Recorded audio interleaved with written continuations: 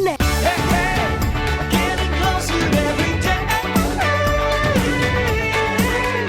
Welcome back to Yirara.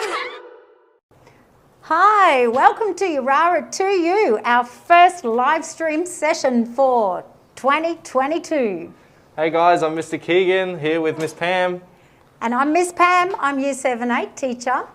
And I'd just like to do a little bit of housekeeping first, just to let you know that your work booklets for all of our online lessons are being sent out to you. They might not be with you yet. They're being posted, so you'll get a hard copy in the mail. In the meantime though, these lessons they'll be recorded and you can watch them the day after. So when your work booklets arrive, you refer back to the lessons through Yirara to You Facebook page or the YouTube channel, Yirara YouTube, or you can get a hard copy from the Yirara to You website, Yirara website. Now, for our first lesson in maths. Maths and numbers, Keegan, Mr. Keegan. Oh. Okay, numbers. We're going to learn about numbers and why they are really important in our everyday life. They're all around us. Mr. Keegan's going to help explain why we need numbers. Numbers are an important part of our world. We see them and use them every day. Numbers tell us the speed we drive, how far we go, what time and date is, the price of things, how much money we need, and how to measure when we make or build something. We see and use numbers in our daily life. When we put fuel in the car and follow the speed limit, look at our phone to see the time, and measure how much flour we need when we bake a cake. We use tape measures and tools so we can build things and look at price tags at the shop to make sure we have enough to buy things that we want. Okay, now a simple way to understand numbers is to count from 0.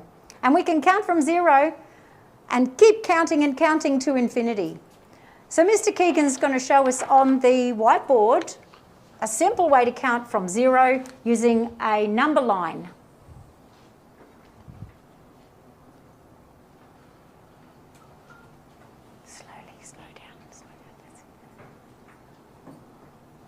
Okay, starting from 0, 1, 2, 3, 4,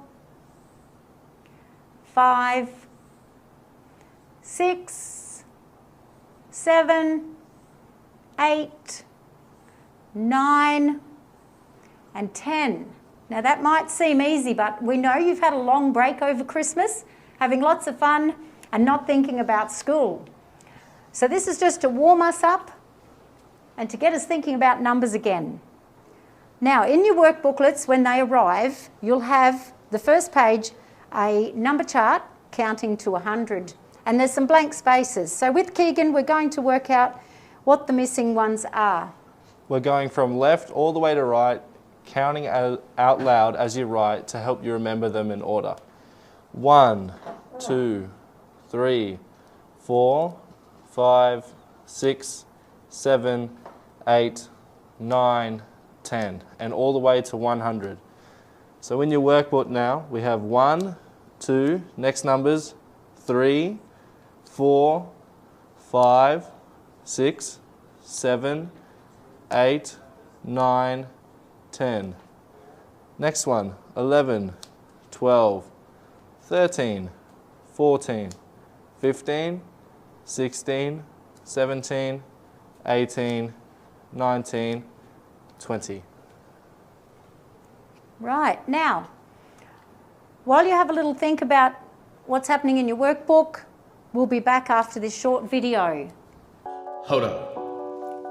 Hold up. Whoa, let's go. 1, 2, 3, 4, 5, 6, 7, 8, 9, 10.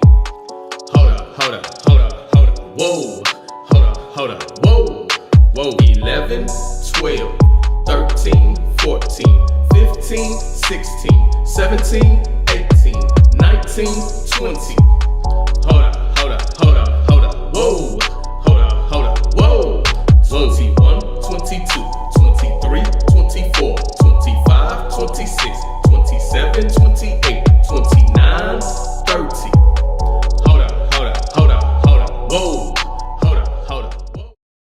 talk about counting in twos. We finished our workbook number chart to 100, counting in ones, and we're going to look at twos or pairs. Now there's lots and lots of things we can count in pairs, and some things we already refer to as if they were two, like a pair of jeans, a pair of socks, a pair of pajamas, a pair of shorts, a pair of tweezers, a pair of tongs, a pair of glasses, pair of eyes, pair of legs. Okay, now to make that easier, if you look at the slides, you'll be able to see all the different ways we can see pairs. Now Mr. Keegan's going to show us on the number line how to skip count in pairs. On the same number line, we're skipping counting. So 2,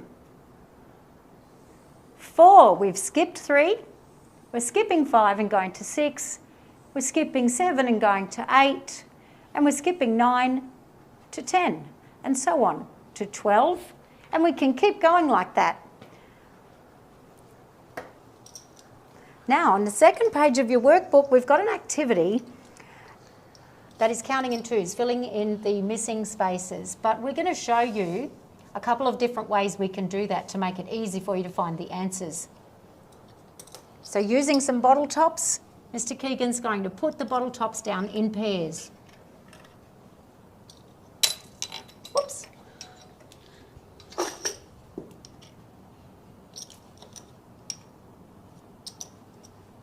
One pair, 2 pairs, 3 pairs, 4, 5 pairs, 6 pairs, 7 pairs, 8 pairs. Okay, so let's have a look at how that works with our number line. So that's 1 pair, so 2, 2 pairs, 4, 3 pairs, 6, 4 pairs, 8, 5 pairs, 10, 6 pairs, 12, 7 pairs, 14, and 8 pairs, 16. Okay, so how many pairs do we have altogether, Mr. Keegan? 1, 2, 3, 4, 5, 6, 7, 8 pairs. 1, 2, 3, 4, 5, 6, 7, 8 pairs. So we have 16 bottle tops altogether. Am I right, Mr. Keegan? Yes, you are right.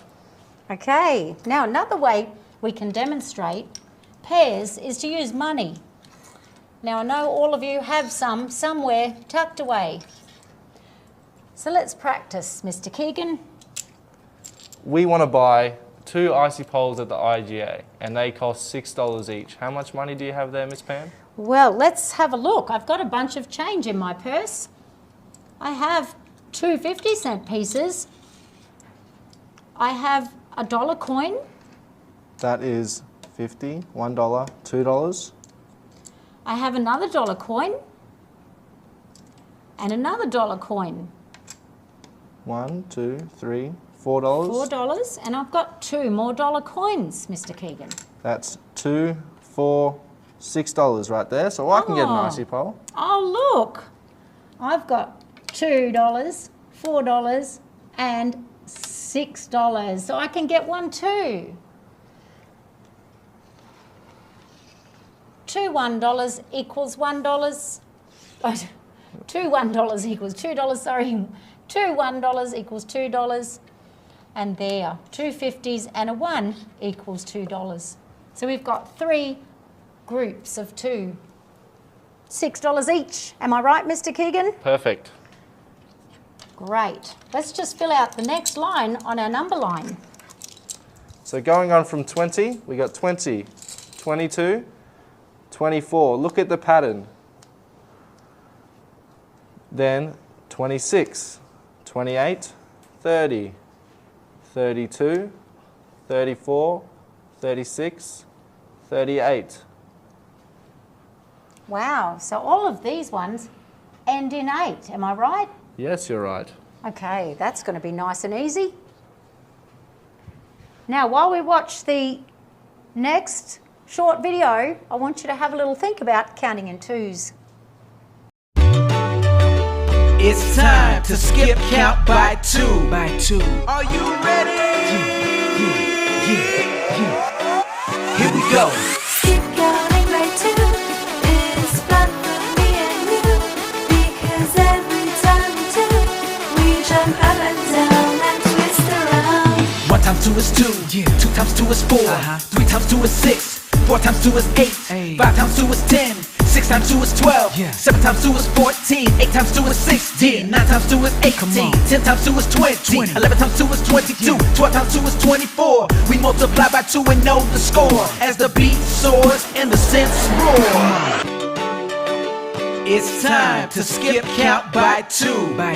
Are you ready? Here we go. 2, 4, 6, 8, 10, 12, 14, 16, 18, 20, 22, 24. It's time to dance on the classroom floor. Skip counting by two is fun for me and you, because every time we do, we jump up and down and twist around. Come on. Skip counting by two is fun for me and you, because every time we jump up and down and twist around. 1 times 2 is 2. 2 times 2 is 4. 3 times 2 is 6. 4 times 2 is 8. 5 times 2 is 10. 6 times 2 is 12. 7 times 2 is 14. 8 times 2 is 16. 9 times 2 is 18. 10 times 2 is 20. 11 times 2 is 22. 12 times 2 is 24. We multiply by 2 and know the score as the beat soars and the synths roar. Alright, it's that time again to skip count by 2. Are you ready? Here we go. 2, 4, 6, 8, 10, 12, 14, 16, 18, 20, 22, 24. It's time to dance on the classroom floor. Skip counting by two is fun for me and you, because every time we jump up and down and twist around. Skip counting by two is fun for me and you, because every time we jump up and down and twist around. 1 times 2 is 2. 2 times 2 is 4. 3 times 2 is 6. 4 times 2 is 8. 5 times 2 is 10. 6 times 2 is 12. 7 times 2 is 14. 8 times 2 is 16. 9 times 2 is 18. 10 times 2 is 20. 11 times 2 is 22. 12 times 2 is 24. Now if you want to dance some more, then click replay for the encore. Yeah. Visit numberrock.com for exclusive content, lesson materials, and more. Thanks for watching.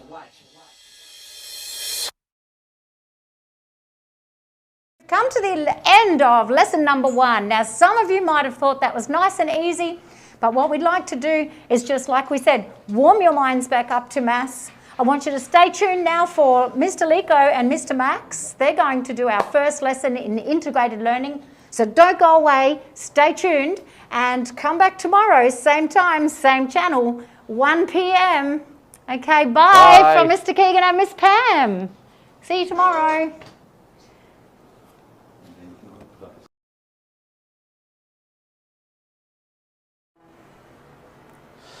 Good afternoon, everyone, and welcome to our first ever integrated learning lesson for 2022. We are coming to you live from Yirara College here in our Yirara TE studio. My name is Mr. Lico. And my name is Mr. Max. Awesome, and we will be taking you through our integrated learning lesson for today. So, this term in integrated learning, what are we learning today? And if we have a look at the first slide of the PowerPoint, today we are learning about famous places across Australia. And we're learning to understand the different parts of the Australian flag. We are also learning to understand what a fact means. And we're learning to write our own fun facts about Australia. Awesome. So we've got a fun-filled lesson today. But before we get into some of those learnings for today, we're going to actually have a look at some pictures of some famous places across Australia. And keep an eye out because you might recognize some of these places. So first up, we have probably one of the most famous places, not only in Australia, but around the world. We have the Sydney Opera House, which is based in Sydney, New South Wales. And the next place we have is Luna Park, which is one of the famous sites of Melbourne, where I'm from. Yeah, awesome. Next up in Brisbane or in Queensland, we have the famous Ferris wheel. And if you've ever been on the Ferris wheel, you know, it's a really, really fun attraction. If you're scared of heights, then I recommend you probably don't want to jump in there. Definitely not. And then we have the Gold Coast, popular resort place and has lots of theme parks, very fun place. You been to any theme parks, Max? Long time ago, Wet and Wild. Yeah, awesome. Yeah, some of them are really, really fun. Right, in South Australia, in Adelaide, and I know a lot of you fellas and ladies have been there. We have the famous Glenelg Beach, which is a beautiful attraction of South Australia. And then in West Australia, we have in Broome the very famous beach camel riding. Yeah, nice. Awesome. And in the capital of Australia, or in the Australian Capital Territory, we have the Parliament House, where all the big decisions of our country is made. And then last but not least, we've saved the best for last, we have right here in the Northern Territory, one of the most famous attractions, again, not only in Australia, but around the world. We have the famous Uluru or Ayers Rock. Now, those are some of the cool places that we'll be looking at this term in integrated learning. Given that our main topic is about Australia, we'll take you through some of the different states, the different territories, but most of all, the beautiful natural features that make Australia special and very unique. So if you have a look in your student workbook for integrated learning, we're going to jump into our very first task. And Max is going to help us demonstrate how to do that first task. All right, so as you can see on page number 1 of our integrated learning book, we have a word find, and it's titled Australian States and Territories. Max, let's have a look at some of the words that we'll be looking at and trying to find in our word find. So we have New South Wales, Victoria, Queensland, South Australia, Tasmania, Western Australia, Northern Territory, States, Territory, Country, Island, and Border. So your task, and most of you have already done a word find, your task is to find some of these words that we'll be looking at throughout this term in that word find. Mr. Max is going to show us the first word that he's found. So I found Western Australia right at the bottom of the word find. Western Australia, and it's right there. Yeah, beautiful. Right there. And what was in Western Australia as we focused on in the PowerPoint? The famous beach camel riding is in nice. Western Australia. All right. So we'll give you a few minutes to complete the word find on your own. And as you're completing that, Mr. Max is going to show us a couple more words that he's found in the word search. And let's hope that you can find all of those words. Now, where do I find these words? Northern Territory. I think I've noticed that one. It's right there, down, right there. Northern Territory. And let's see, can we find another one? Can I find another one? There we go. Queensland, right there as well. Queensland. Cool. There we go, we found a few words. Awesome. So I hope you have fun completing that word find. And as you're doing that, we're going to move into the next part of our lesson. But before we do that, Max, I noticed there's something on your back there. This would be the Australian flag, our national flag. Yeah, nice. So most of you, if not most, all of you may have already seen the proud Australian flag. And we're going to have a look at the different elements that makes the Australian flag. So on the left, top left corner of that flag, Mr. Max, what is this symbol over here? This is called the Union Jack. The Union Jack. Awesome. And underneath the Union Jack, we have the biggest star on the flag there. What is that, Mr. That's Max? our Commonwealth Star. The Commonwealth Star. And then the group of stars on this side. That would be the Southern Cross. The Southern Cross. We're going to be looking at the flag a lot more in detail later on this term. But that's one proud symbol that definitely all Australians very identify themselves with. It almost looks like the New Zealand flag, mate. Except ours is better. Oh, I don't know about that. All right, so the next part of our lesson for integrated learning, we're going to look at what is a fact. Okay, so part of your next task is to write down fun facts that you know about Australia. This is a great way to let us know about what you know about this country. So let's have a look what fact means. The first one, it states, Australia is the largest country in the world. What do you reckon, Max? I don't think that's a fact. That's not a fact. You don't think it's a fact? Okay. No. It's definitely not fact. So what might it be? Well, it's false. It's false. It's not Okay. true. So we're going to have a look at this word also. It is actually false because Australia is not the largest country in the world by land anyway. The second one, Australia is a fun place to visit.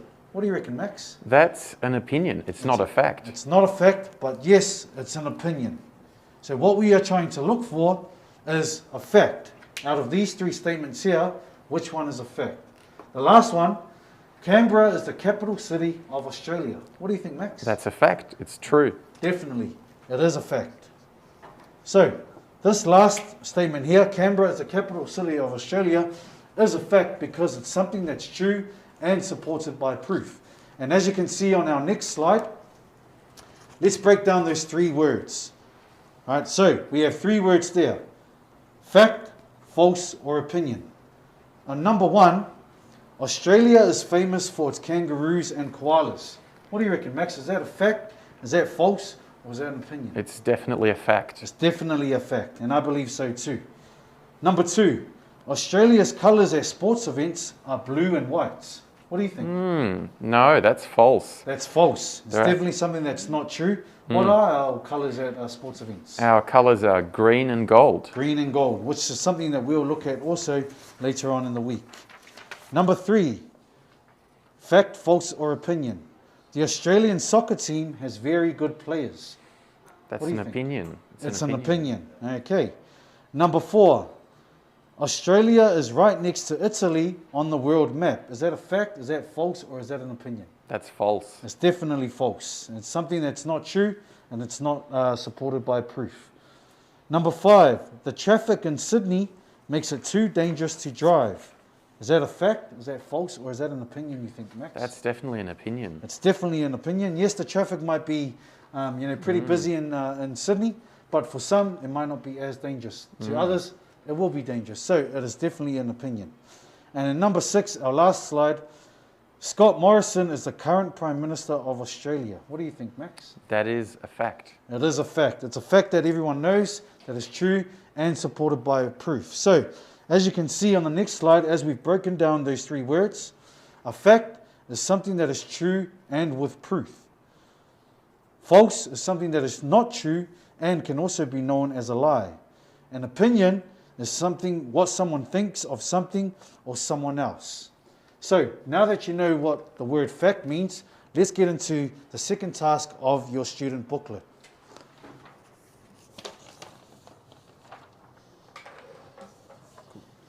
So, let's have a look at page 2 of the Integrated Learning Work Booklet. There are lots of cool things about Australia that makes our country special from the rest of the world. How well do you know our country? So your task is, in the spaces below, write down 5 fun facts that you know about Australia. These facts can be about anything such as people, places, plants, animals, cultures, landmarks, etc. This is a good way to show how much you know about our special country. So, Mr. Max is going to demonstrate for us what he knows about Australia. What do you know? What's your first fact about Australia that you know, Max? Well, in Australia, there are actually more sheep than people. Are you kidding me? Yeah. There's more sheep than people. More So you're sheep than telling me people. there's more than 25 million sheep in Australia alone? Yeah. Yeah. Oh, wow, what a fact. So, again, as you can see there, fellas and ladies, there are more sheep than people in Australia. A fun fact that Max already knows about this country. Now that Max has done number 1, it is your turn to try and complete the rest of those fun facts to show Mr. Max and I how much you know about Australia. As you're completing that task, Max is going to demonstrate what his next fact is. Another fun fact about Australia is that before Canberra was the capital, Melbourne was the capital of Australia. Wow, I didn't know that.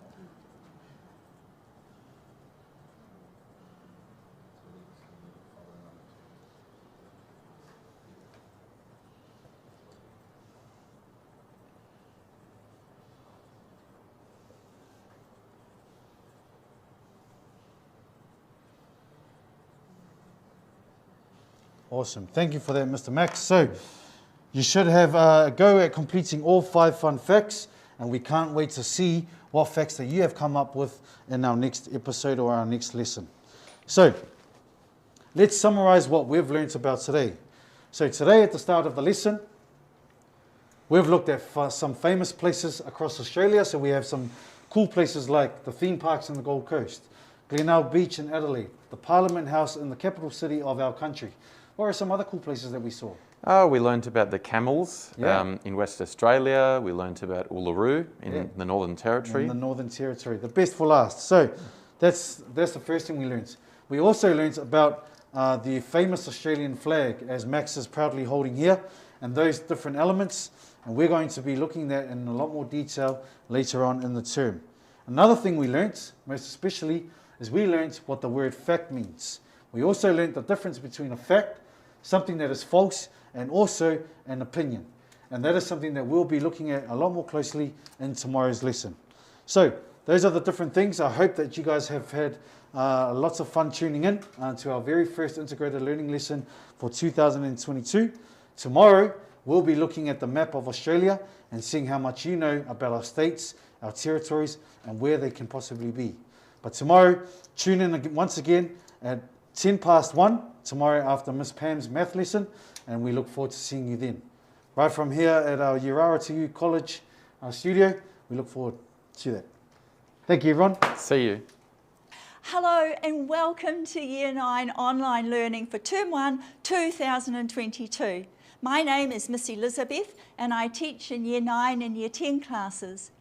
Firstly, I want to say thank you very much for turning up today. You have made a marvellous start to your education simply by tuning in right now.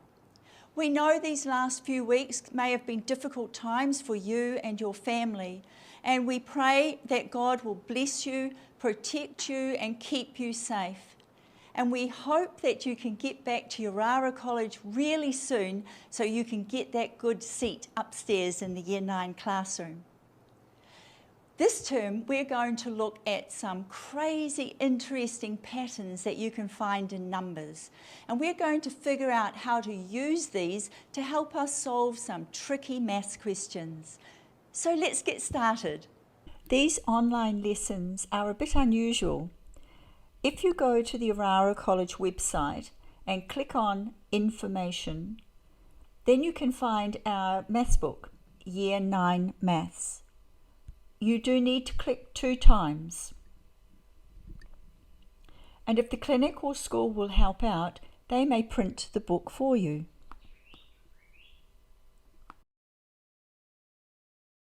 So let's see what we are doing in Year 9 Maths today. Thank you again for showing up. So first we'll have the introduction and welcome. Come in and stay, thank you. Stepping up into Year 9. Getting the workbooks from the website, listen and watch, the lesson, looking for patterns in numbers, the do part, odd and even numbers, and then finally any questions that you might have to ask. So let's listen and watch. On the first page you will notice there's a whole pattern of dots and spots. Firstly, we're going to count how many of these dots and spots are in each part. 6, 7, 8, 9, 10. Oh, well done. Well done. You've noticed the pattern. Now let's carry on and finish these others.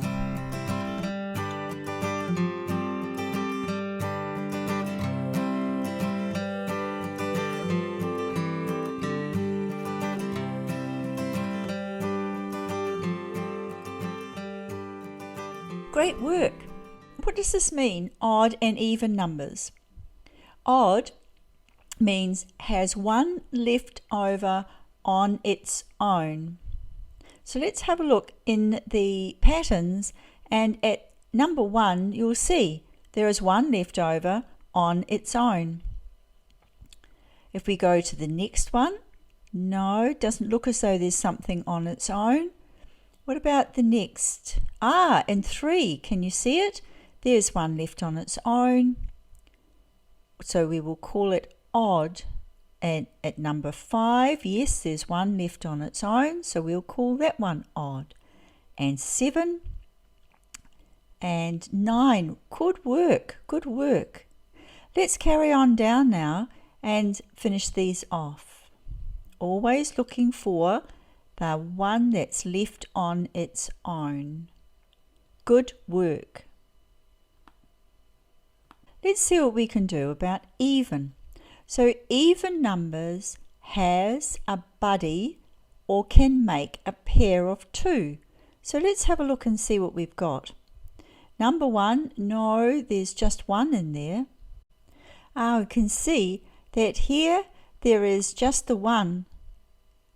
Now we have 2, so that will be even. Another pair, but notice we've still got a spare one, so we can't change number 3, that's odd. 4, we have 2 pairs, good work, so it's even. In 5, yes, but there's still an odd part. Even. Oh, excellent. Even. Yes, no. Still odd. Yes. Even. Well done. And yes, even. Good work. Now we'll carry on down and finish off the rest of these since we know what pattern we're looking for.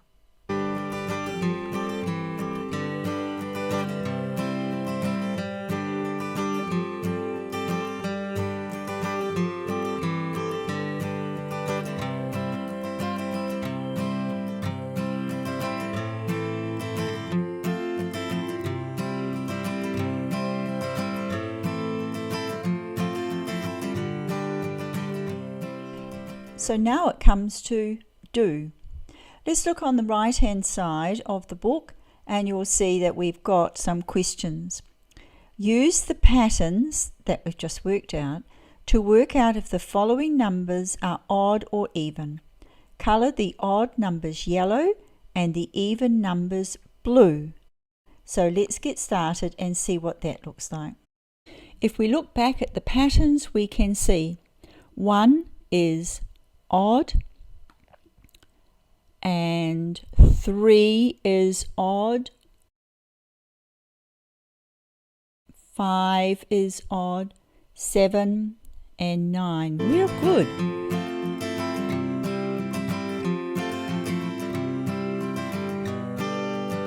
So let's do this. I know that you have the pattern worked out already. Great work.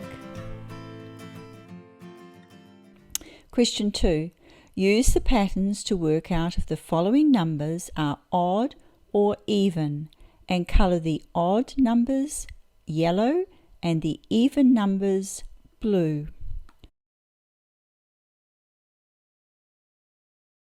So let's do this. I know that you have the pattern worked out already. Great work. Odd, even, odd, even, odd, even, odd, even. So the pattern will be odd, even, odd, even, odd, even. Good work.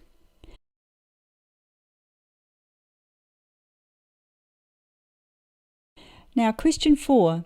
Use the pattern to colour all the rest of the odd numbers yellow and the even numbers blue. Let's fill in these first ones.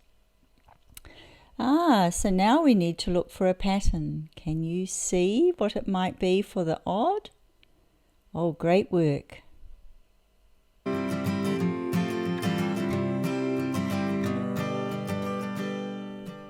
And what about for the even? You're on to it. Perfect, well done. Now let's follow the pattern for the odd numbers and we'll finish off the rest of this table.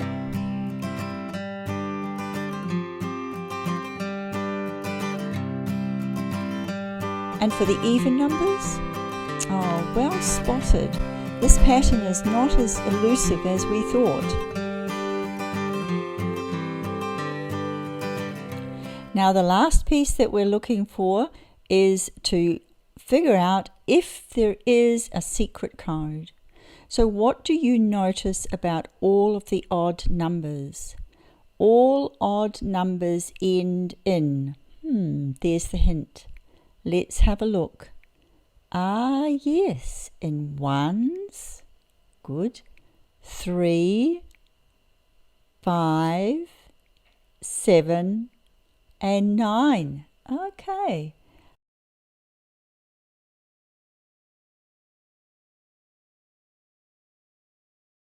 What about for the even numbers?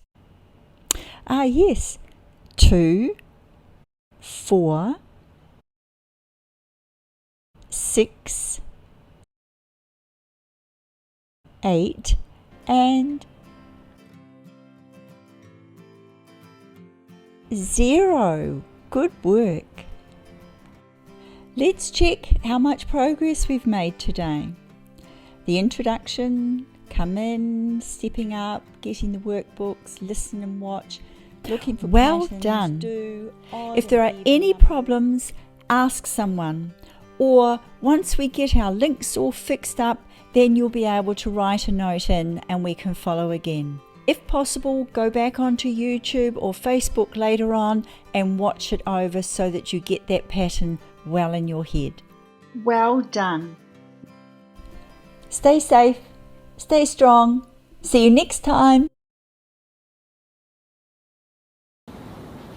Hello and welcome to Yirara to You. We are so pleased that you could join us today for our first live online lesson for the Year 9 class. We're gutted that you can't be on campus with us, but we're very excited to be able to continue our online learning. My name is Miss Mandy. I'm from England, but I came to Australia more than 10 years ago, moved to Alice Springs in 2015. My husband grew up out in Uchu because his mum was a remote teacher there, and he moved to Alice Springs for high school, but he still speaks a little bit of Pitjantjatjara. I'm one of the Year 9 teachers here at Yirara and have been here for nearly a year. And this is Miss Misha. Hi everyone, we hope you had a great holiday and break from school. My name is Miss Kamisha and I'm one of the LSOs for Year 9.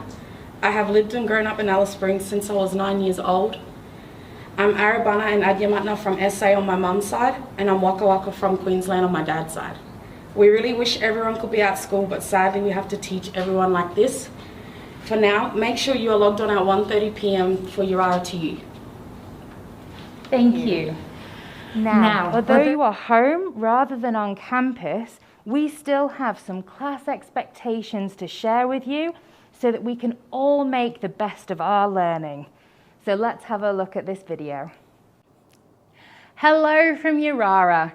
I'm Miss Mandy, one of the Year 9 teachers, and I really wanted to bring you up to the classroom to show you that the same thing we're asking you to do online is the same thing that we'll be asking of you in the class.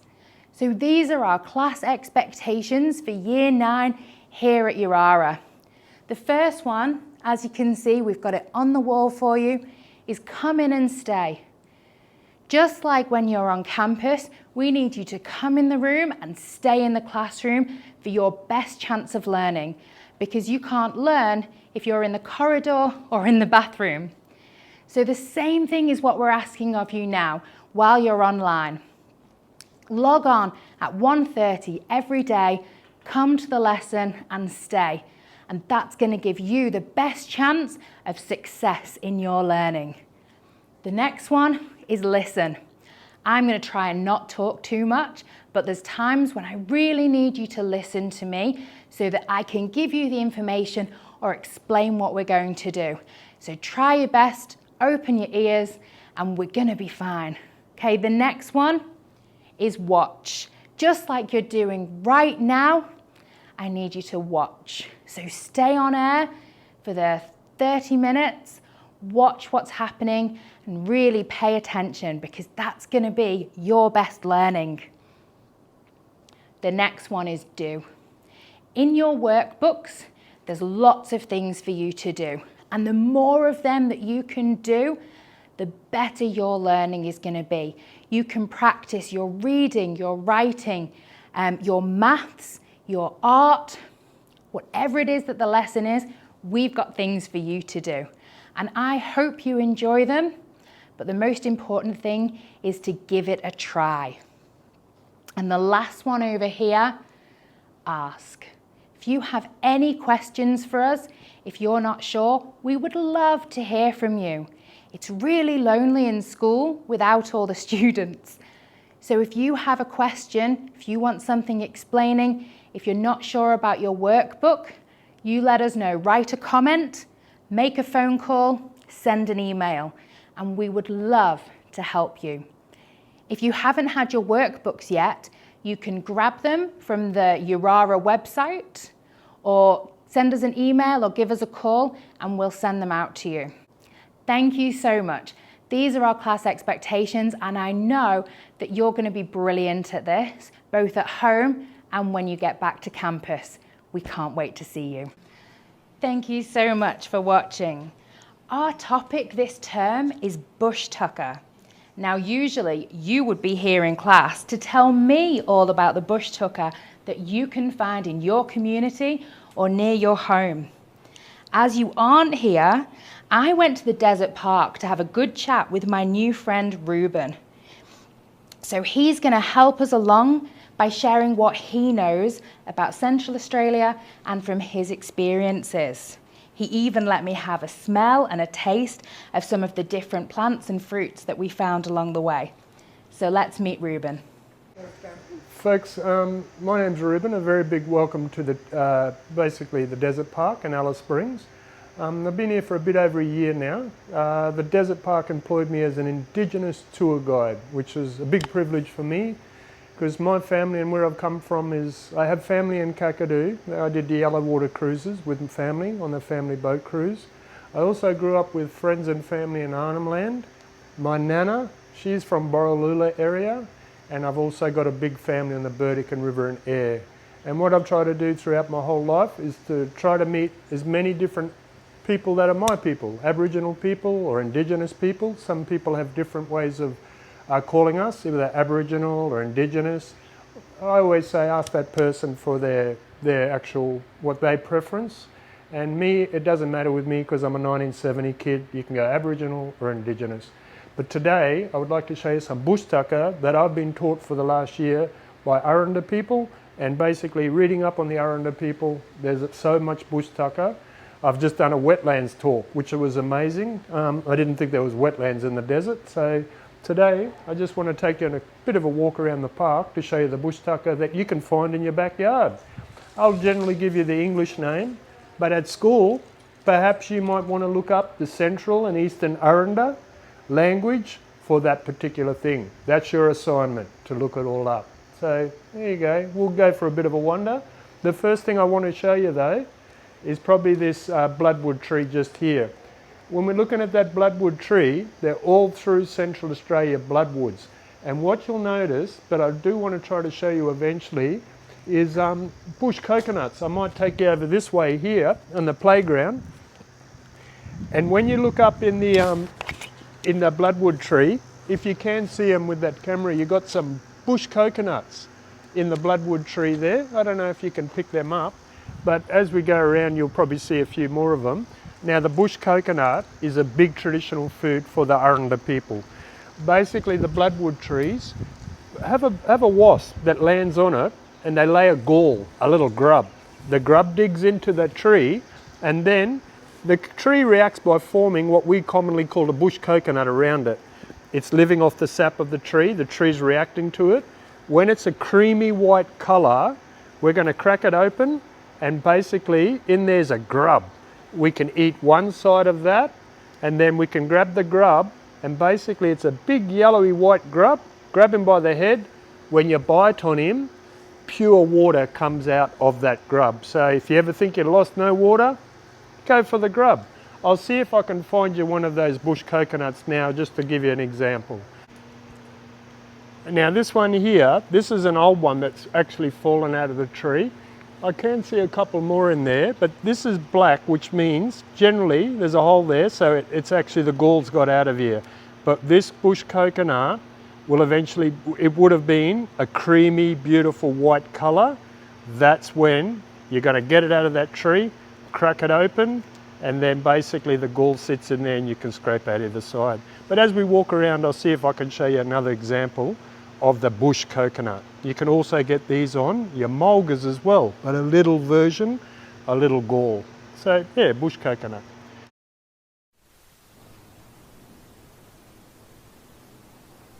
Hello everyone, my name's Miss Andrea. I'd like you to welcome,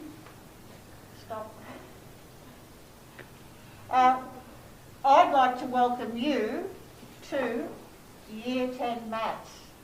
Now I will be teaching that through Yirara to you, and I encourage you to join in if you can, and if not, your workbooks will be arriving by mail, and please do it and bring them back when you come to school and we'll have a look at them. Thanks very much.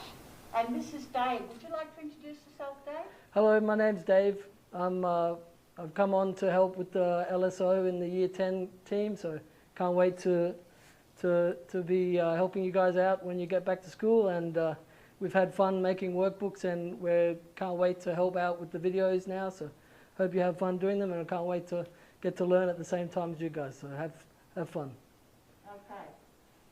Now, Dave, when I went up to the classroom to get ready for everything, Yep. I found pencils everywhere.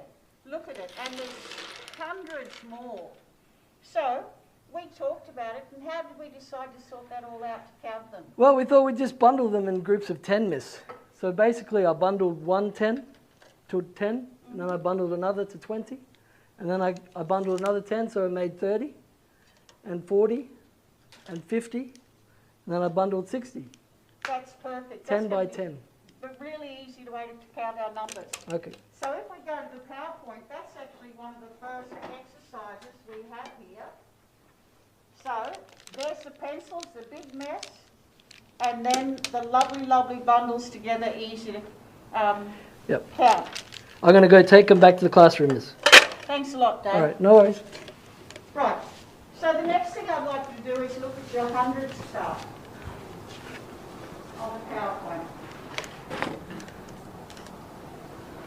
So plus 10 is 11, and then you go down another line. 11 plus 10 is 21. 2 lines because it's 2 lots of 10. So the arrow's there for 39. Go down 1 line, go down 2 lines, and you're at 59. So your place value of the 10 has gone up twice. Right. Now if you'd like to look at the board, I'll show you what we're going to cover today. We're going to do the add by tens. We're also going to find missing numbers to get a final value. And we're going to look at changing numbers into words, which you'll be using in the workplace, especially if you're writing letters to someone or applying for a grant. So let's have a look at the first problem. The first question, there we go. Complete the table, and the hint is to use your hundreds charts, which will be in the booklet you receive in the mail. So 56 plus 10, 66. 56 plus 20, 76. 56 plus 50, 106. And 56 plus 100 will be 156. So in your own time, you will complete that table. Don't be nervous and just do as best you can. Okay, let's have a look at the next slide, question 2. Solve this problem. This is the same thing, but it's not in a table, but you'll refer to your hundreds chart. So 23 plus 30 is 53. So you're adding in the tens column the 2 and the 3 to create 5. Same with the next one, 59 plus 30. As we go on, 35 plus 40, 72 plus 20. Now, the next operation on your PowerPoint asks you to complete the number facts for 10. Now, if you could look up here to the board, I'll show you about reverse operations. Are you ready to go? So on question 6, we have 7 plus something equals 10. Now, did you know that plus and minus, they're like brother and sister, they're opposites, okay? So plus is this sign, minus is this sign. They're relations, they can relate to each other. So with this problem, even though it's simple, if you had much bigger numbers, you can still use this process, but I'll show you with this one. So 7 plus something equals 10. What we can do is we can write 10 minus 7 equals something. So what we've done is we've taken the 7 over here and we've changed the plus into a minus. See that? We've changed the plus into a minus. Now what's 10 take away 7? It's 3. It's much easier to do it this way than to try and work out this way. And with bigger numbers, it is more efficient also. So, let's go on to your next page, page 3 and 4, but I'm going to explain it first. So you'll be using your Literacy for Maths sheet, and I'll do it on the whiteboard here first. Let's get rid of this. It's not very clean, is it?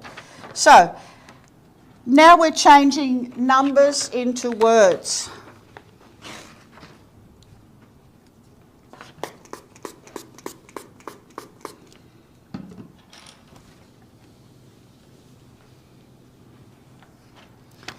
If someone is talking about 15, we also need to know how to spell these numbers.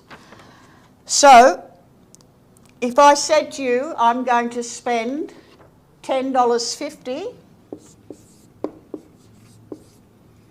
I'm going to write it like this. $10.50. That's a quick way of saying it, but if you want to write it in a more extended way, you could write $10 and 50 cents. Can we have a look at that first example on the PowerPoint, please? This is the same thing that we're talking about, $15.95 or $15.95. Question 2, $6.50 or $6.50. Okay, how are we all going? Right. The next questions, 7, 8, 9 and 10, are a little bit more complicated. So let's have a look at the slide for that one. Yes, we've got it there.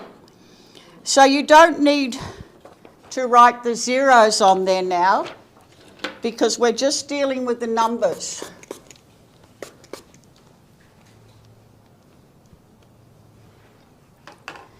And we all know to add up, it's really best to put your numbers one underneath the other.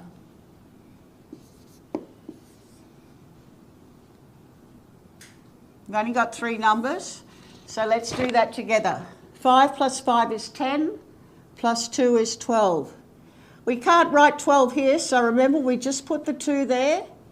we've got to bring this down. Where do we put the 10 from the 12? Over here in the tens column. Now we can go, I'm going to put the 9 and the 1 together, that's 10, 16, 18. Now, when you do a question in maths, you must, to answer the question correctly, put in the word or the symbol for what you're talking about. So this question's talking about kilograms, so we must, to get our answer correct, put in kilograms. How does that sound to you? All right. In your workbooks, you have a literacy for maths list, which gives you all the words and how to spell them. So it's really important to practice how to get your spelling correct and be careful that you put in your reference for what you're talking about. So I encourage you, as I said before, we have to exercise our bodies and we also have to exercise our minds. So go ahead, do the problems, exercise your minds, and I can't wait to see you all when you get back. Take care of yourself and your families. Bye for now from Miss Andrea. See you again soon. Good afternoon, all you wonderful people out there. I am Miss Fleur, for those that know me, and for those that remember who I am. And for those that do not know me, I come from Cape Town, South Africa. Now, the last time I was on this side of the cameras, I was a Batman, I was a unicorn, I was an Oreo, I was Supergirl or Superwoman, I was Captain Marvel, and I also ended up as Captain America. But sadly, today I'm only me. So maybe you guys out there can tell me which characters I am supposed to be next. Now that would be fun. Give me some challenges. I'll see if I can find the costumes. How about that? I'll be teaching integrated learning and into this wonderful world of online learning. Man, that is interesting. Have you ever done it? I've been doing online learning. Not easy, trying to get out of bed. Just getting out of bed to do it. So, for lesson today, we are going to look at rules. Are there rules? Do we have rules for online learning? Does anybody care? Let's have a look at a little video clip. Have some fun.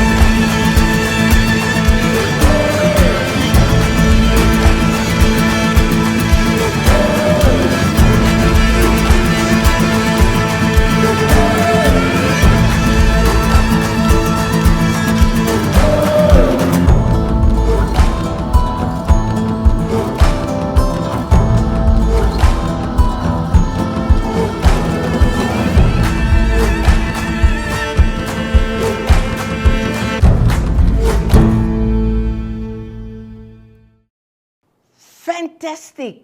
How did you like that one? Were there any rules? How many did you see? Right. Now, we are going to go through every one because that went very quickly. So we're going to look at our hand. 5 fingers, and there were 5 rules that we needed to go through. Number 1, being punctual.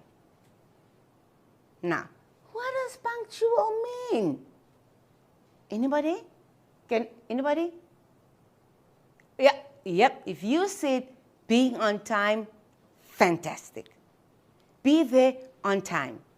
If the lesson says you're starting at 2 o'clock, yes. And glitches happen, things go wrong.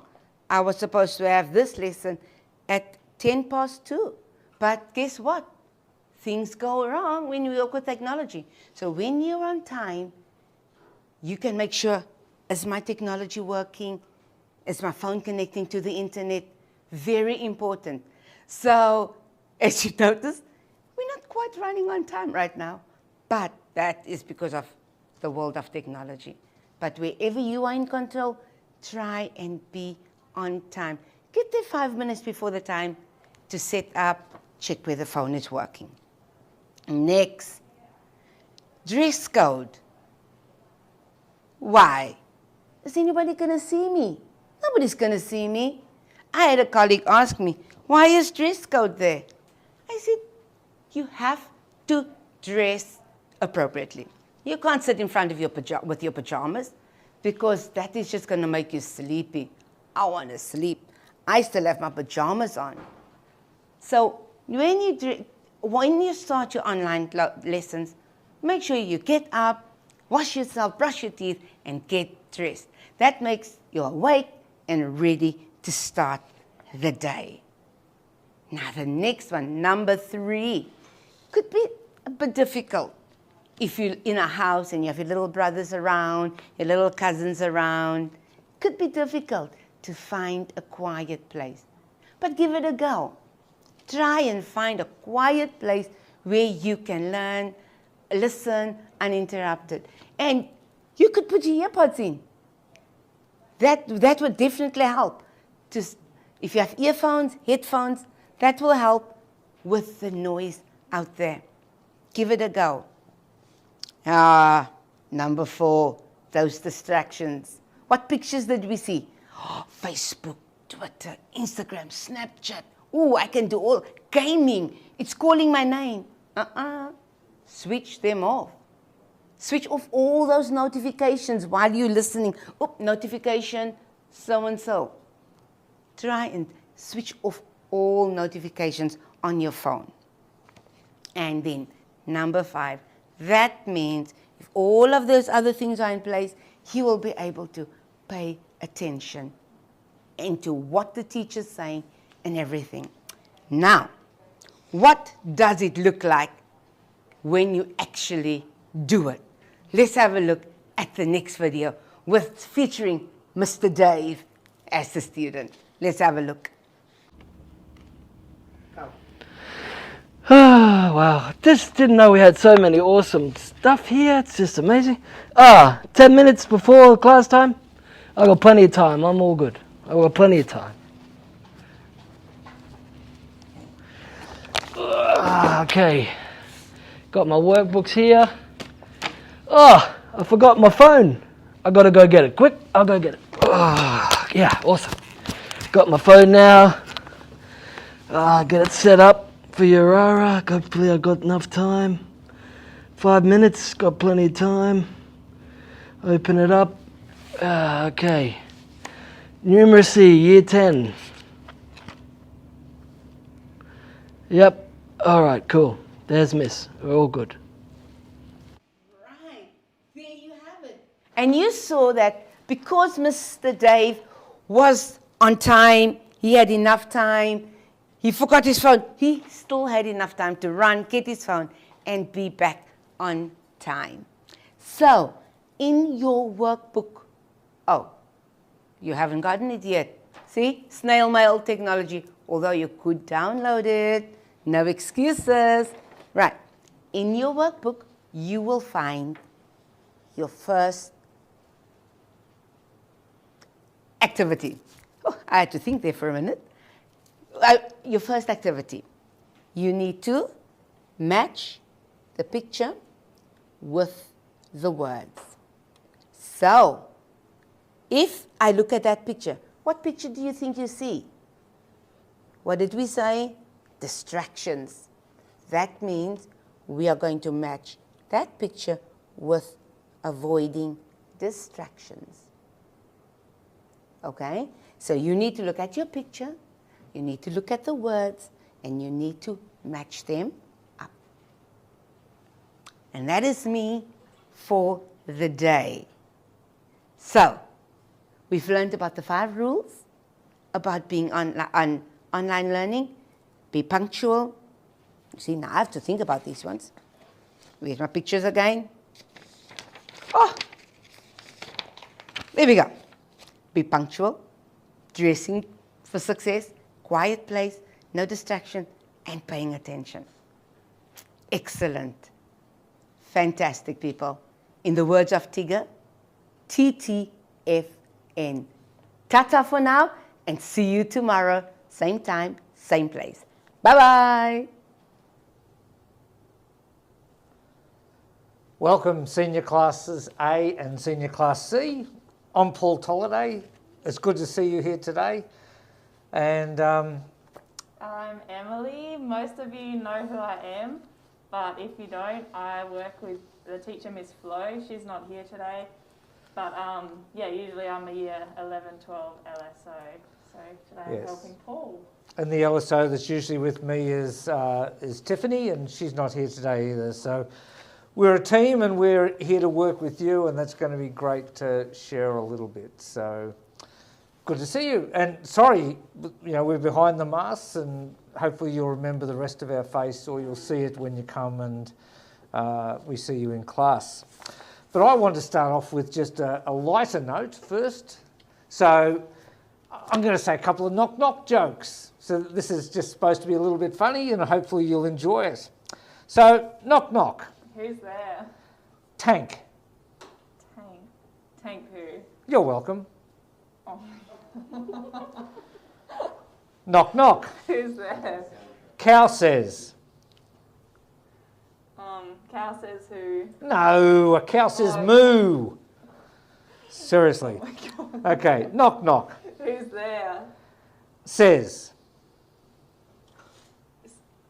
Says who? Says me. Knock, knock. Who's there? A little old lady. A little old lady who? Oh, you can yodel. Oh my gosh. 2 more for today. There's also more. Knock, knock. Who's there? Woo. Woohoo! Glad you're excited by the lesson as well. That's good. And lastly, knock, knock. Who's there? Leaf. Leaf who? Leave me alone, so you can leave now. Okay. Anyway, that was just hopefully a lighter note to start off with. Hey, we're doing, for the first term, we're going to be looking at, as a part of integrated learning, we're going to be looking at alcohol and also cigarettes and smoking. So for the first 5 weeks, and the booklet that you hopefully will receive in the mail in the next day or two is all about cigarettes and smoking. And we're going to learn a little bit about that, about the history, about what it does to us, about why people smoke, and it'll give us lots of information that we can make decisions from. So we might just have a look at the first page in our workbook as we do this. And the first page is on the history of smoking. So in this book, it says History of Smoking. We've got the smoking first reached Australia in the early 1700s. This is in its cigarette sort of rolled form, or tobacco was sold by Indonesian fishermen who offered it to the indigenous people of northern Australia in Arnhem Land. So this is the Yolngu people in particular were offered tobacco as a part of the trade that happened early in the time. The second point that we've got here is that in 1788, tobacco came into other areas of Australia with the British. So when colonisation came and people arrived from England and other places, they brought tobacco with them. Now, also, the third point is that by the early 1800s, tobacco was used as a payment or reward or as a punishment. And I think part of that was that if you were working on a station or somewhere, you might have been paid with tobacco or paid with flour or some sort of commodity rather than, actually at the time, sadly, rather than giving Aboriginal people money. And it was also then when people were addicted to that, it was withheld from them. So if you didn't work hard enough or someone had a problem with you, they might say, well, we're not going to give you any tobacco this week. The next point, the fourth point down there says pipe smoking was most common in this time. And that's just... The tobacco was put into a pipe and smoked in that way because it wasn't rolled so much in papers and things like that. Then 2 more points. In the late 1800s, machine-made cigarettes were introduced. So that was, bit over 100 years ago. And recently, in 2007, Australia had e-cigarettes came here. And we also, I guess today it's also known as vaping, which is equally as dangerous, and people are seeing that even in the newspapers in the last few days down south, they've been saying that young people, even to the age of 10, have been using these, and that's a bit of a concern. So let's have a look. We're going to do a timeline here, and we've got, look, there were 6 points up there, but we've only got 5 boxes that we're going to do in our timeline. So which was the first one that happened? Now, the first one, and I just want you to fill this in with a few words, but it says that smoking first reached Australia in the early 1700s when Indonesian fishermen offered it to Indigenous people in the northern part of Australia. So you might just write there, early 1700s, and Indonesian fishermen. So early 1700s, Indonesian fishermen, that's when it started. And that was often done as a trade. So that those Indonesian fishermen actually came here initially looking for trepang off the coast, which some people call it a sea slug. They would gather that and they would come and trade metals and tobacco and other things in order to work with the Yolngu people to get permission to go out and catch these fish, and so they could see that the trepang that they were capturing was able to be swapped for tobacco and other things. So that was the first point. The second one, the year that this happens, is 1788. Tobacco came into other areas with the British. So we've got early 1700s, 1788 is the second box, and you might put British, 1788, British, and then I'll leave you to complete the rest of those boxes. The second page is about bush tobaccos, and it says that bush tobacco are plants that contain nicotine, and nicotine is the addictive substance within cigarettes, and so once it gets into our body will crave and desire that, and you might know people that have been through some of the horrors of trying to get rid of that out of their body because they just got to have a cigarette. And that's because it's not so much a cigarette, is that the body wants the nicotine. There were several other plants across Australia which were traditionally gathered, prepared, traded and chewed by Indigenous people. These plants were dried and then mixed with wood and wood ash to help with the release of the nicotine. So I want you to fill in there from what I said, what is nicotine?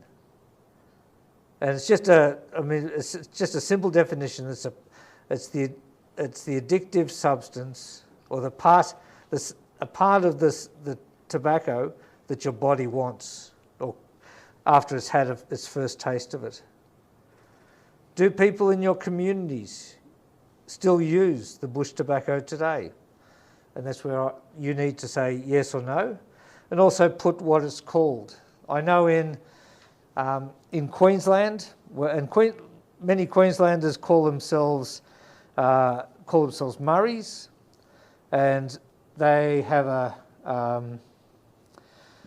the word that they use, or the language word that they use for smokes, is a durry, and so they will some of the ads over that way say this Murray doesn't need a durry, and so they've got that rhyme thing going there. So, but what word does your mob, your language group, call as tobacco or cigarettes? The next, as we go on just a bit further, it says traditionally bush tobacco were used for social bonding and friendship, stopping hunger and keeping people going on long journeys, and it's a way to help with pain. Bush tobaccos were very important in Indigenous trading. The use of bush tobacco was generally controlled, and so it was less addictive.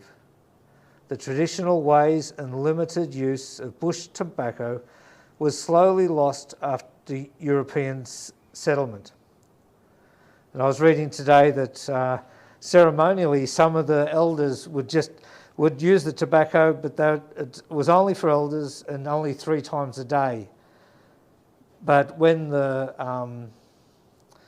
when they started to sell the cigarettes, and some of the young people started to do it, they saw that it was breaking down some of the culture and the ceremonies that had happened, because now it was overriding what was traditional use of it.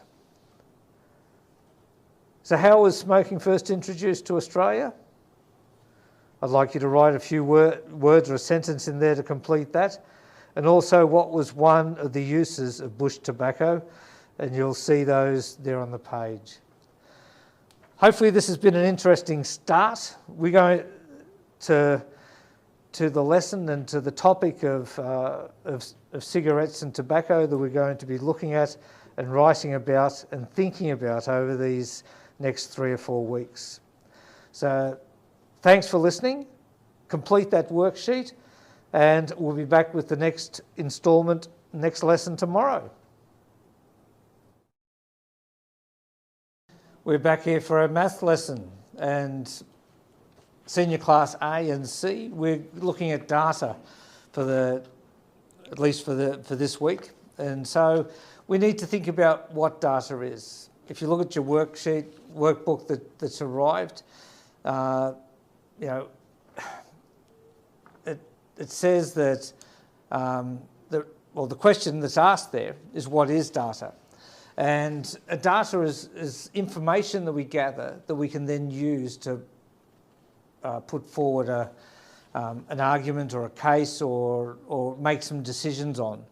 And so there's a whole range of things where data is gathered. It might be informally, where you go out hunting you've been out hunting for the last few days and you saw no kangaroos for all those days. So the data is actually added up to nothing, and you know that, hey, there's a problem, we've got to try going somewhere else.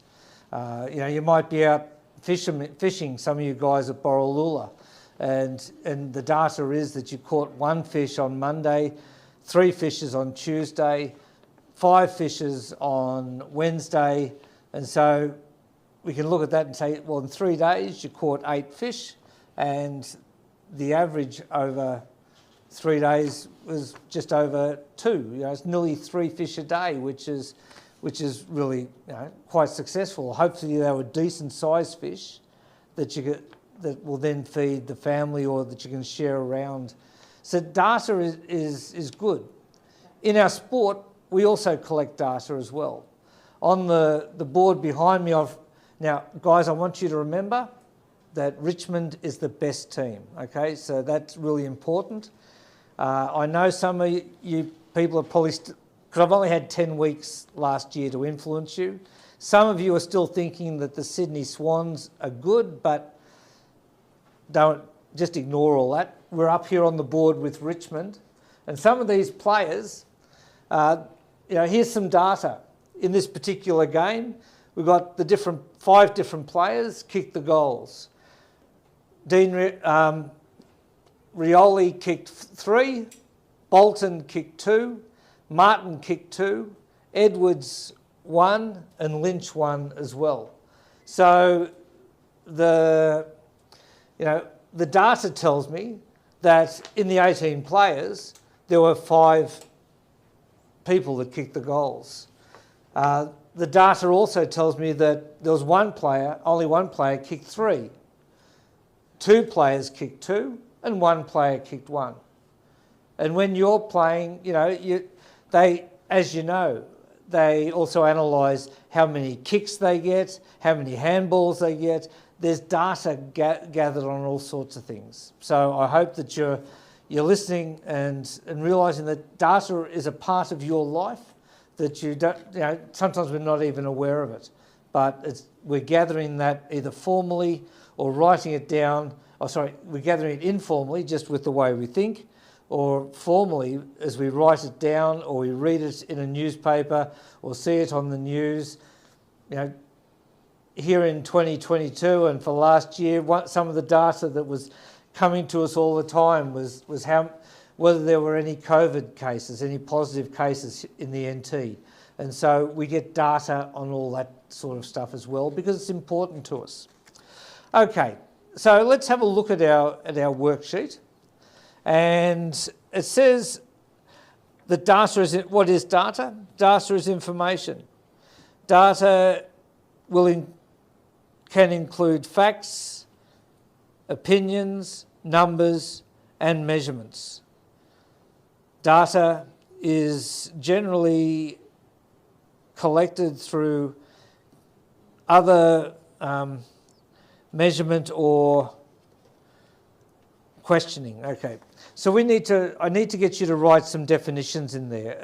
And we've got 4 different things that we're going, if we were here in the classroom together, we would be discussing what is a fact, what is data, what is measurement, what is it to observe. And another word that came up there too was opinion. I joked with you before about Richmond, and I was telling the truth, but it's my opinion, is that Richmond is the best team. But I know many of you are already rolling your eyes and laughing at me, because you know that your opinion, that's not the truth. So let's have a fact. Now, one fact I can do if I'm going to, it's a collection. A fact is true information, and so one fact is that last year in 2021, the Melbourne Demons won the AFL Grand Final. That is a fact. A sad fact, but it's still a fact. So it's something that's true, something that even though I might not believe it or want to believe it, and I could argue about it, it's still a fact. Data, and as I said before, data is a collection of figures to make a decision. Now, it might be that so the data might be that we sit out in the front of the school one day for an hour and we count we look at the different cars that go by. We could get the data on how many of them are 4x4s, 4-wheel drives. We could see what are the most popular 4-wheel drives, and we'd probably find that the Toyotas are the most popular four-wheel drive here in the Northern Territory. So, our data can give us information that we can then use to inform other people. Because it might be that if I want a 4-wheel drive, it is best to buy a Toyota because the parts are easiest to get. That's one way that I can use my data. So a fact is a truth and something that can't be disputed. A data is the collection of figures to make a decision on. To measure something is to find the size of something in order to get that data. I mean, I could measure the length of or the height of people, and I will get a variety of different measurements, and I could record those in order to work out. I could come up with a conclusion from measuring all the students in the school that the fellas are taller usually than the young ladies. So I need to, I can use measurement as something. It could be that I could measure weights of things. I could measure the distance we could throw something or kick a football, and so I can record all that data. And the last definition I need to put there is observe. And to observe is to note what I see. And so I could watch something and write down this information. An observation could be, I could count how many cars that go past that are red in colour, and I could also count the number of cars that go past that are white. And I could, from that data, from that information that I observe and write down, I could probably, I think I'm fairly safe in deciding that white vehicles are more popular than red vehicles, or there's more on the road. Now, we go on to the second question, is to complete the sentence by adding in one of these words. And you've got 5 words there: number, information, observation, facts, and questioning. So the sentence that you need to complete says data can be collected through, and use one of those words in there, and then finish off the rest of it. And I'm sure you can do that, so I'm not going to do it for you. Now, we move over here, we've actually got a football example that we can, or problem that we can do. The problem is it says, here's an example of AFL goal database, and you get to count how many teams scored more than 10 goals. The number of teams that scored 10 or more goals, and you need to count them up. But in this the first example, Melbourne kicked 7 goals 11. Is that 10 goals or more? Or it actually says more goals than 10. So 7 goals 10 isn't more than 10, or 7 goals 11 isn't more than 10 goals. But 10 goals 10 goals and 10 behinds by Collingwood is. So there's my first one. And you can go through and just count up how many teams have scored more than 10 goals in those games, or in this particular round of games. The fourth example then is to look at, with data, is to count the white, blue, red, yellow, green and black cars below. So as you look at those coloured photographs, and you might go, okay, white, I'm going to count those first. You go across the first row, there's 1 white car. Second row, until you've put a tick or a line in each one and count them up. And at the end of it, you've gathered data on how many of those coloured cars are there in that particular problem. So this is an introduction to data. And even though you probably don't realise it, you are gathering data in your own minds all the time. But we need to put that down, learn how to read some of the data that's presented to us both at school and at home and through the media that we watch as well, and learn how to analyse that or to decide on that about what's good data, what's bad data, what data we want really affects us, and what we're going to do with it. So I hope that's been a little bit interesting. It's just a short lesson today, but that should be just a quick one, and then we'll be back together to work on the next lesson tomorrow. So take care of yourselves and God bless. Good morning.